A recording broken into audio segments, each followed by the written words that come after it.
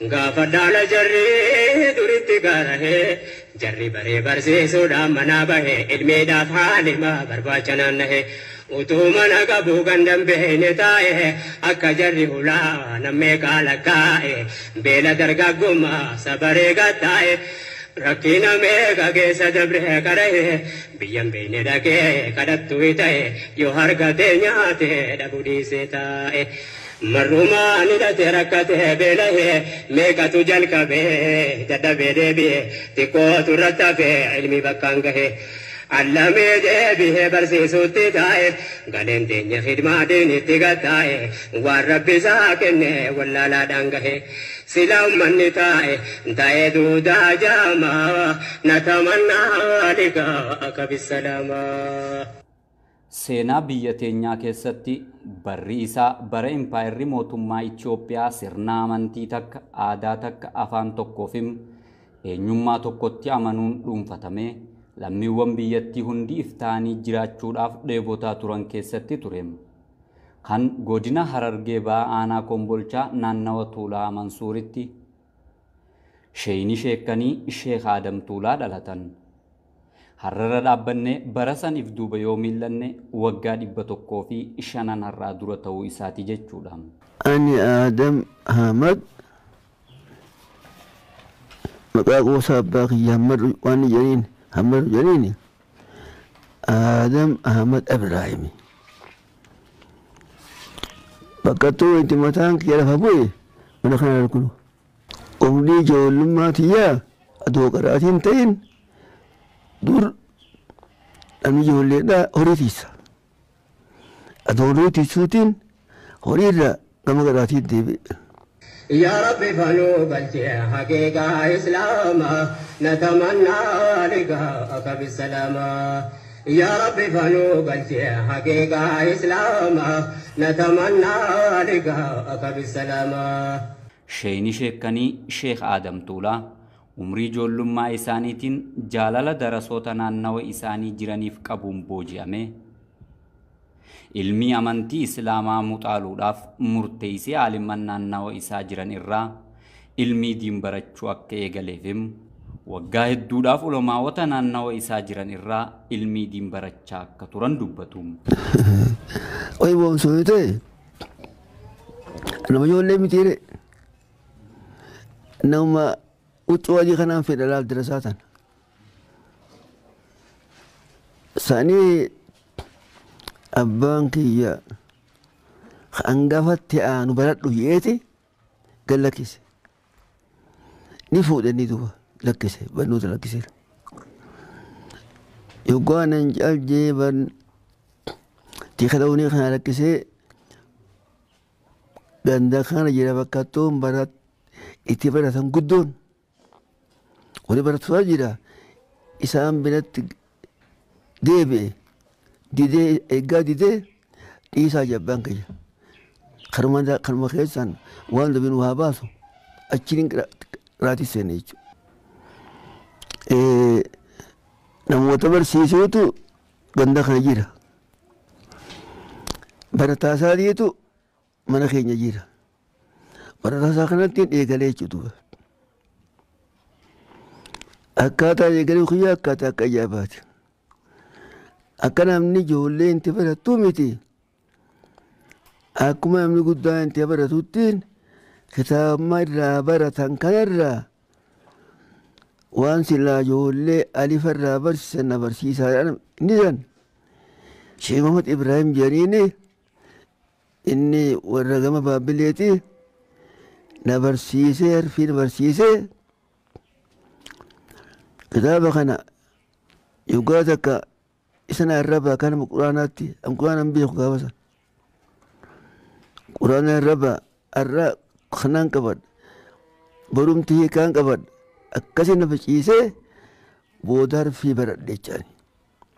Harfii baradhee isa ta'irraa kitaaba tokko kasafiina jaan irraa qaree kashujar irraa qaree amma kitaaba tokko ka'umda irraa qaree inninis inshaallahu ta'ala karaa biyya isaanii deemee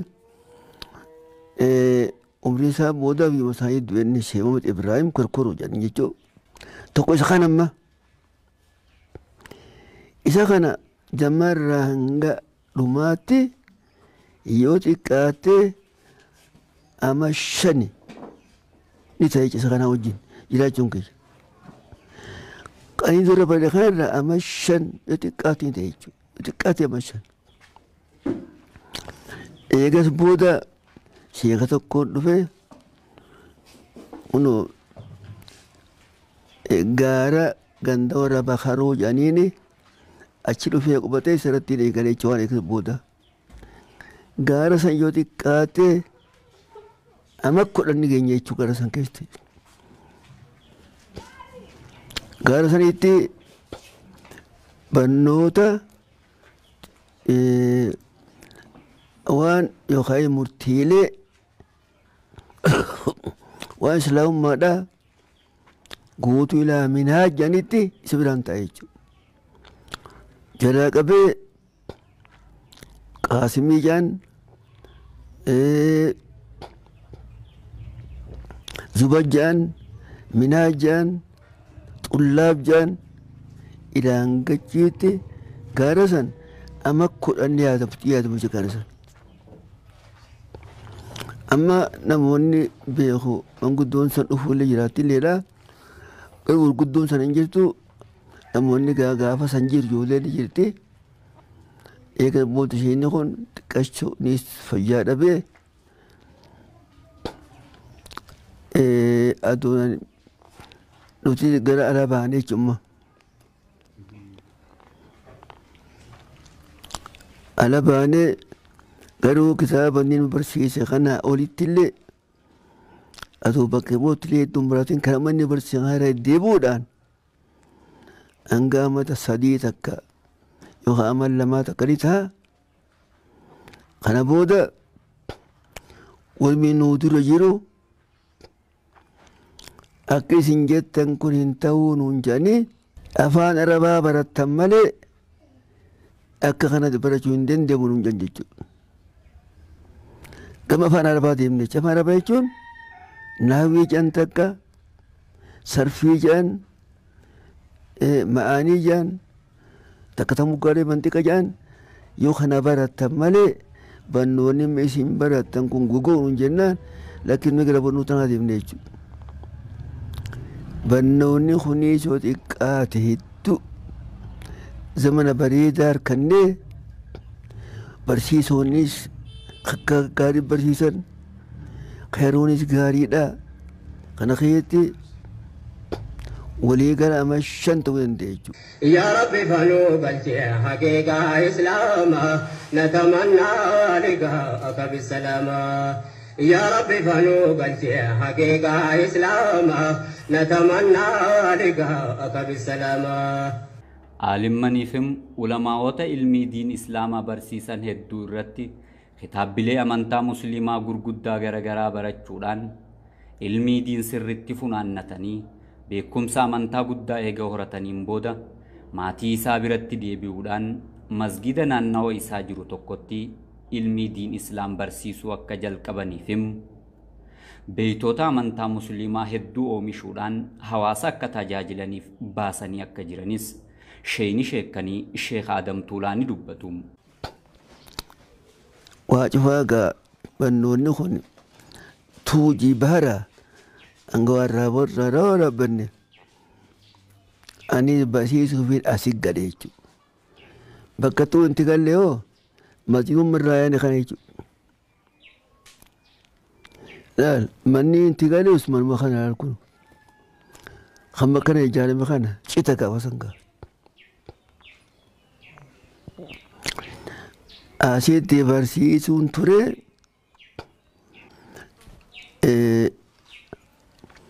amma hanga amata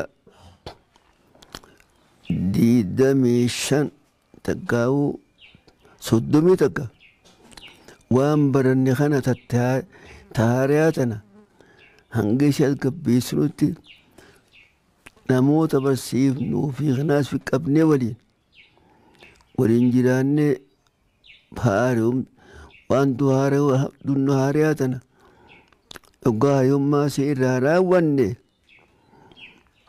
eegee booda bakka suggujjoon santachiiraa bitee achi dabarree jammaas asifitti dundeeme jechuudha. Amma namoota nurraa barate dura eegalee irraa isaan tunarra beekee jira. Anamma barsiisuun kiyya amma 60 fi wayita jechuudha. Umriin kiyya immoo har'a amma 105 baay'ee sadii mukkana jechuudha. Bannoonni kun lakkumaan ida'ama ilaagaa ammaanii nama guddaa ta'e hanga naga'utti barsiisuun kiyya amma 60 fi waa kan isa jechuudha.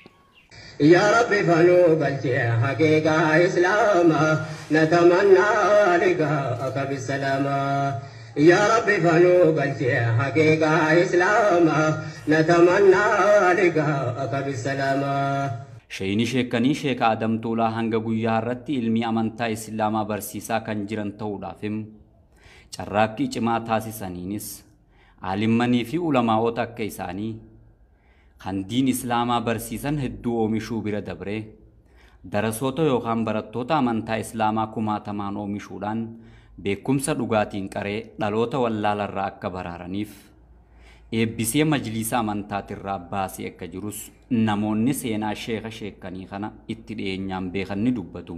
Durarratti sheeka keenya sheeka Adam Tuulaadhaa jechuun nama silaa seenaa isaa nuti dubbannu miti. Nama nu oliitti dubbachuudhaan malee. Ani seenaa sheeka taniin isarraa dhageessiniin qaba.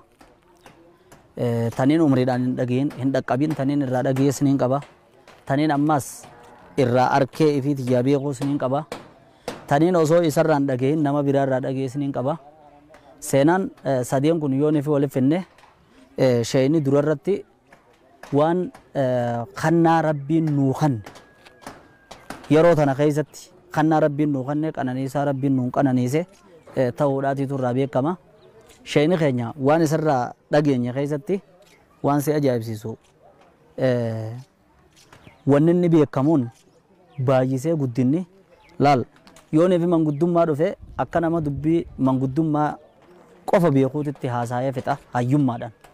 Yoo nufi ilmiidhaan dhufe ilmii waan ittiin seene hunda baaba ati ittiin seente waan ati gaafatte hunda siidhaa lafa sii kaa'uudhaan gama biraatiin yeroo rakkoon dhufte gaaf tokko haadha abdii haadha manasaa haaseessineeti maal jette guyyaa rakkoon muslima jabaatte akkan namni hidhamee ulamaayin hidhamtee wanni adda addaa gaggeeffame wanni beenuun sa'aa dur ka'u halkan salaatulleelii ka'uun dura ka'atte booyisa isaatiin hin beekette takkaa rakkoo namaatiif ji'ee rakkoon diinirra geessus sabarra geessus dhalootarra geessus rafeen beeku.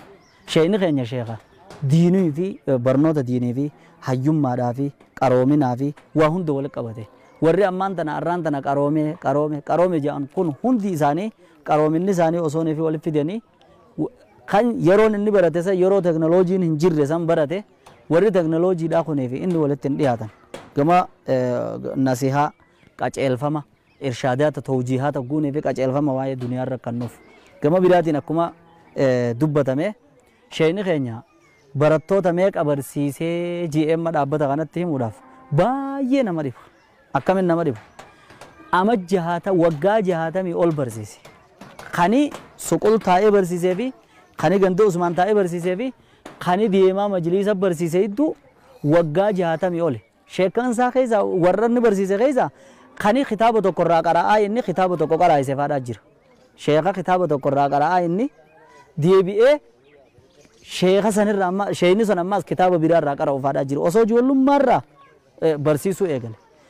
Barattoonni isaa kun gaafa gadi bu'ee fakkeenyaaf gaafa rabshaan yaa'iin lolli biyya tana taa'ee biyya tana dhufee darasaan biyya tana taa'uu hin dandeenye.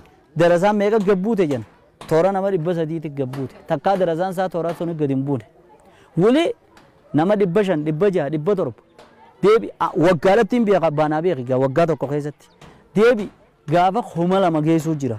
kana yooni fi average isaa amatuma hunda wagguma hunda namuma kum tokko baasa yooni fi anne wagguma hunda nama kum tokko qaraayisa yooni fi anne ama 60 fi waa keessatti meeqa waan ni jiru nama dhiba ammoo kan sadarkaa ulamummaa qabatee gattaa'ee barsiisu warra akka Sheekh Yuusuf Cirootii isarraa barate warra akka Sheekh Maamad Booseesaatii isarraa barate warra akka Sheekh Ahmad Watariitu isarraa barate warra akka Sheekh Aliyyii Fallaanaatiitu isarraa barate warra akka Sheekh Maamad Zabur Harargee Lixaatii irraa barate lakkaawamee hin dhumu ulamaa'onni bihaarri arraan tana ilmi isaanii raabsaa jiran jechuudha.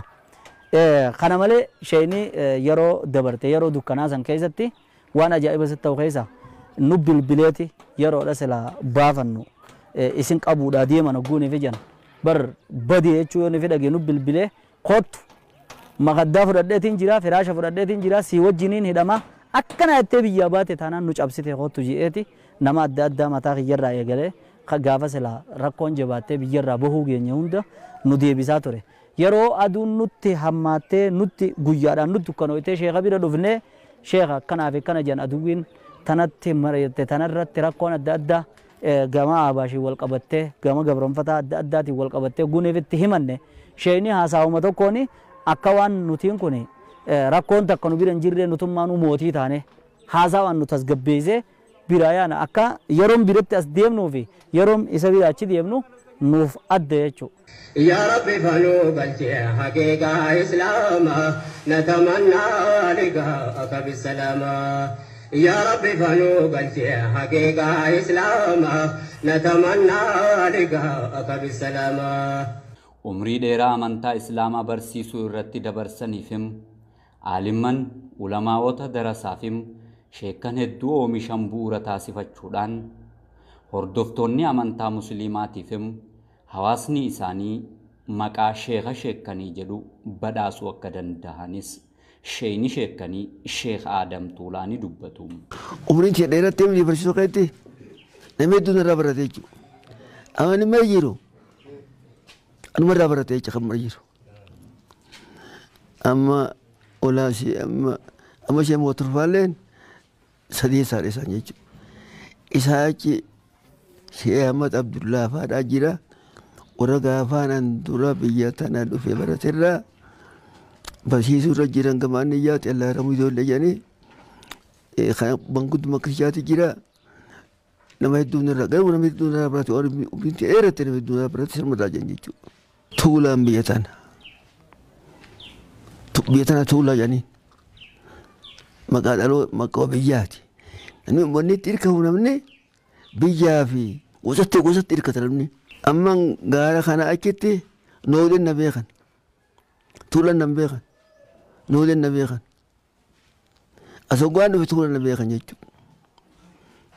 يا ربي فلو قلتي حقيقة إسلاما نتمنى لقاءك بالسلامة يا ربي فلو قلتي حقيقة إسلاما نتمنى لقاءك بالسلامة sheekni sheekkanii kun sirnoonni dabran hundi isaan roorrisaa akka turaniifim wayita ilmii amantaa musliimaa barsiisaa turanittis gufuun guddaan hedduun isaan mudachaa akka ture ni yaadatu.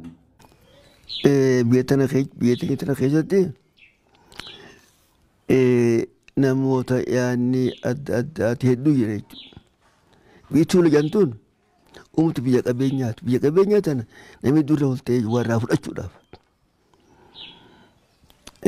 Hoggaan uummata keenya kana waa'ee dhugatti diin ufaa dhoorku hujuballee geessanii waa qalu hujuballee geessanii dhiqanii waa rabbilee kadhatu kun ta'uudhaan hoggaa qobsu walii goone namoonni immoo kana karaa godheef jira hoggaa kun dhufanii biyya dhufanii kenna haajaa teenya nu baasaa jedhaniin haajaan teessan hin taatu Sheekh Aadam jaa isin taatee jettanii waltaa isiniif kennaa jedhaniin jechuudha. Kun amma tun qabsoo hadhooytu dhechamtu. Yoo akka isaan jaan wajii jees fuuldurii kee bade jechuudha. Yoo akka isaan jaan didees ammaa fi dhaana bira taa'e jechuudha. isa warra mootummaa ijoolleen jiru mootummaa waan mootummaa himanii jira waan biyyaa himanii jira waan garaa keessa qabatanii jira anaa waan mootummaan beene barsiisu malee gara mootummaan dhiyeessanii hidhaan gaafasee amma 3 baatii 5 amilee kiyyaa kun keessa curaan miila kiyyaa kun ka'uu maadhaatii miti kibirooti malee miila kiyyaa keessa maan biqilu takkaa jira amma ta'een kun isin biqee firraa guru takkaa jira sanniisi guddoo san rabbiirraa afaan idduun dubbannu leessan nuti mootummaan dargiidhaa nam tokko namni kun abaawoodha takkaa jaarra je'een ragaa fitin jettuun numa jeefti malee adoo isiin akkasi jirtuu nulleen adoo silaafuu gaajalli rabbi malee hin jiru eegannu nama hedduu hiine hedduu ganne wanni utu sodaannu kun alaa sodaannu akkasuma jirti faayidaan teenya maaliidhaan mootummaan haasawwatte jechuudha mootummaan guddoon haasawwatte jechuudha. Orma dura akkana moggaa isaan himaniif nama gatan san hidhan san shaayida fidaa jedhan jechuudha. Nuti gama ramaayaati bakka ittoo hidhaan teenya irraa eegalamte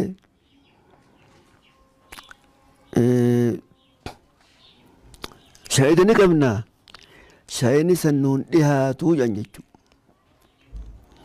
Maaliif hin dhiyaanne ormi guddaadha yoo shaayida irra baane jiruun teenya hin jirtuu jedhanii nuun dhufan jedhan jechuudha. Amma mootummaan yaaddee jecha mootummaa namtu dargiitu. Sheddaan nama kana hajjeefnees akka malee jeefnee hiinees akka malee hiinee darsiseente jechuudha. Namni kun kiyya dhabee jira harki naafatee jira. Kadu'ee jira hangan qabu akkam goona orma kana alaa dubbiin tasan dhumteen hunjaan wasii kasarma jabeessan booda kataa'ees haa ta'u kadeemees haa deemu boo qaban jechuudhaan ayyaana isaanii afanii maskaram guyyaa lamaa nu dhiyeessan jechuudha. Nuni baanaa yaadeetti hin qabne ifis kennee yaadeetti hin qabne kan maqaa keenya bakka cufaa fudhatanii mana guddaa daree gaafeedhaa kaa'uutiin sanitti dirree bal'ootti namoota hanga siyaasaa cufaa walii qaban jechuudha. Adaree nama 110 jira qamadii dhawaadhaa kaasirraa rakkattee geessa nama 70 jira maqaa jira kanaa fudhatan jechuudha. Utiin baanaaf iyyaan waan isaan jedhin beenu adan baasanitti mana tokko jira kattee namaa gorsa kennani achitti haasa wanja waa cufaa har'arraa mootummaan isinii maartee isin gallakkiftee nuun jedhan jechuudha. يا ربي فنو قلتي حقيقة إسلاما نتمنى لقاءك بالسلامة يا ربي فنو قلتي حقيقة إسلاما نتمنى لقاءك بالسلامة شيني شيكاني خن har'a umriin isaanii waggaa 105 achi tarkaanfatee kan jiru yoo ta'u eega bultii jaarratanii jireenya mataa isaanii eegalanii ammoo ijoollee hedduu horuudhaan amma abbaa maatii 70 akka ta'anis inni himu. Andallaa kana fuudhu tokko malee fedhu gaafa barnoota irra jiru jechuudha. Yookaan dhufe namni an fuudhe na barnoota qabu nama bareedaadha ni ijoollummattee taphii fuudhe jechuudha. Achi akkasiin heddummattee cidhalaa fuudhe ilmaan heddummeessu.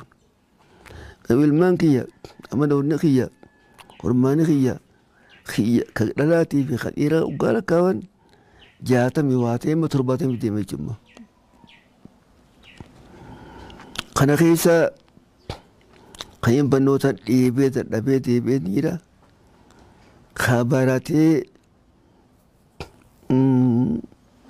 madrasaallee baratee ilmi zamanaatii baratee bakkaan ga'ee ara jiruu ni jira. asitti dalaguura jiru ni jira. Haalli ilmaan kiyyaa kawaan baratin illee numa jira. Ammoo utuma dalagaa hanga ummatuma dalagaa numa jira. Haala maan qabnu jechuudha. يا ربي فنو قلتي حقيقة إسلاما نتمنى لقاءك بالسلامة يا ربي فنو قلتي حقيقة إسلاما نتمنى لقاءك بالسلامة Sheeyni sheekkanii Sheek Aadam Tuulaa dhaloonni har'aa boruu ilmi amantaa Islaamaa sirriitti barachuudhaan dhugaa fi haqarraa osoo hin maqin beekumsa dhugaa bu'uura taasifatanii diin Islaam jiraachisuu akka qabanis xumura irratti cimsanii dhaammataniiti jiru.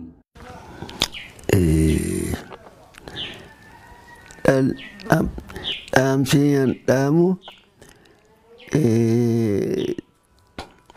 dhaloota ammaa keessa jiruu fi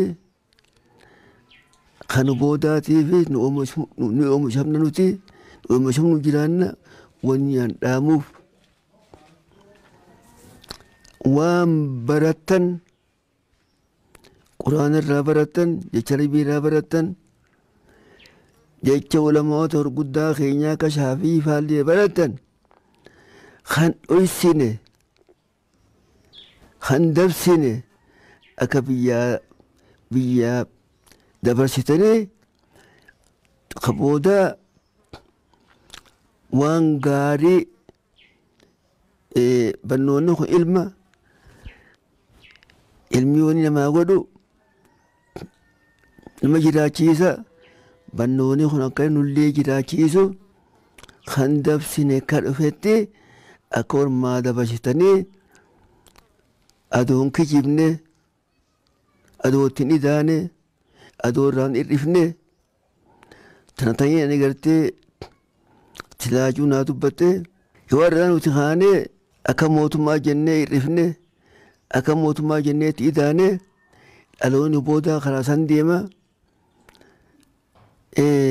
bishaan maaga duggaa baafatan karaa san irraa maqan karaa san deeman